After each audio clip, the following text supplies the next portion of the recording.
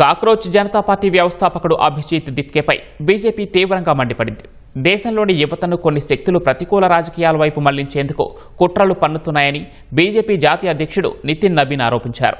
విదేశాల్లో కూర్చున్న కొందరు తాము భారత యువతకు దిశానిర్దేశం చేయగలమని భ్రమిస్తున్నారని ధ్వజమెత్తారు. విదేశాల్లో కూర్చున్న కొందరి చేతుల్లో భారత యువత కీలుబొమ్మలుగా మారబోదని పేర్కొన్నారు. రాంచీలో మేధావులతో సమావేశంలో పాల్గొన్న నితిన్ నబీన్ నేపాల్, బంగ్లాదేశ్లోని కల్లోల పరిస్థితులు, ప్రభుత్వ వ్యతిరేక ఉద్యమాలు మన యువతకు ఎప్పటికీ వర్తించవని తెలిపారు.